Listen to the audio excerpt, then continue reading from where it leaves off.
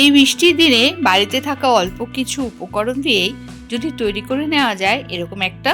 নমস্কার, ফিরে এলাম বঙ্গরাধুনী রান্নাঘরে আরও একটি নতুন পর্বে। প্রত্যেকের বাড়িতে এরকম কিছু উপকরণ পেয়ে যাবেন কম বেশি। তো আমি যেগুলো দিয়েছি সেগুলোই দিতে হবে এমন কোনো ব্যাপার না, আমার কাছে যা ছিল আমি তাই দিয়েছি। আপনারা ভেজিটেবিলটা একটু বাড়াতেও পারেন।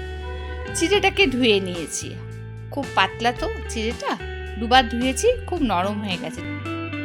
জলটা পুরোপুরি ফেলে দিয়ে আলাদা সরিয়ে রাখলাম।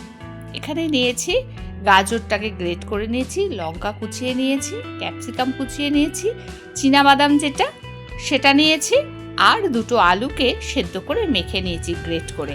এই সামান্য উপকরণ দিয়ে খুব সুন্দর একটা জলখাবার হয়ে যাবে। এমনিতেই বাইরে বৃষ্টি, অনেক সময় গোটা মশলা সব না থাকতে পারে, তাই গুঁড়ো মশলা দিয়েই কিন্তু ভাজা মশলা করা যেতে পারে।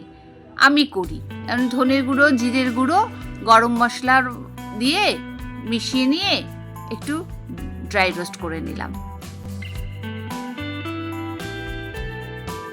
এবার ফ্রাই প্যানে অল্প তেল দিয়েছি, একদম সামান্য অল্প তেল দিয়েছি। তাতে গাজরটা গ্রেট করে নিয়েছিলাম, ক্যাপসিকামটা একটু নেড়ে চেড়ে নিচ্ছি।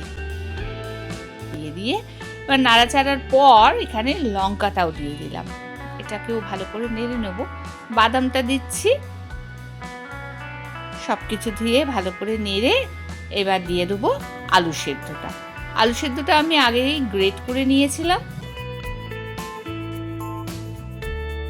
এরপরে এটাকে একটু মিশিয়ে নিচ্ছি ভালো করে নেড়ে চেড়ে। তারপর ওই যে চিড়েটাকে ভালো করে ভিজিয়ে ধুয়ে সরিয়ে রেখেছিলাম, জলটা টেনে নিয়েছে একদম, আর একদম মন্ডর মতো হয়ে গেছে দেখুন।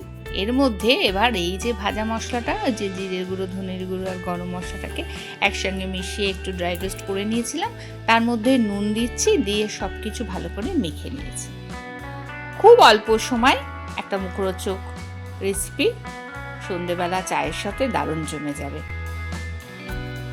হাতে তেল মেখে নিয়েছি আর ছোট ছোট করে এরকম একটা আকার দিচ্ছি, সেটা আপনার মনের মতো করে আপনারা দিতে পারেন। আমি একটু লম্বা,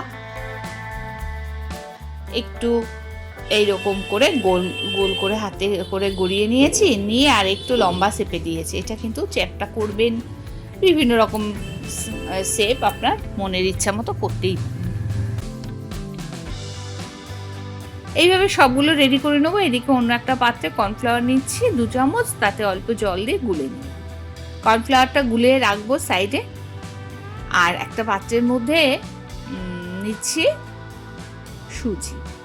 ব্রেড গামস অনেক সময় বাড়িতে না থাকলে তখন কিন্তু এই সুজিটা দিয়ে আপনারা কাজ চালাতে পারেন। এখানে কর্নফ্লাওয়ারের মধ্যে ওটাকে ডুবিয়ে নিচ্ছি, ডিপ করে নিচ্ছি আর কি। নিয়ে তারপরে এখানে আমি আবার কোট করে নিচ্ছি সুজি দিয়ে।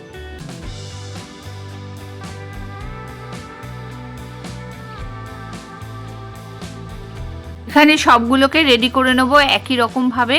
আর ওদিকে কড়াতে তেল গরম করতে দেব।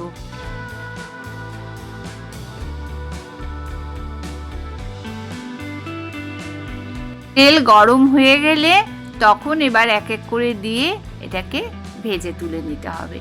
আজকের এই রেসিপিটার কি নাম দেওয়া যায় সেটা আপনারা ঠিক করবেন। হ্যাঁ বন্ধুরা, আমি আর কোনো নাম দিইনি আজকে।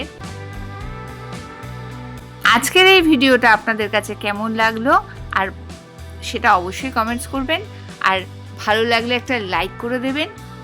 আর যারা নতুন বন্ধু এখনও আমার চ্যানেলটি সাবস্ক্রাইব করেননি তাদের বলবো সাবস্ক্রাইব করে পাশে থাকা বেল আইকনটি অল ক্লিক করে দেবেন।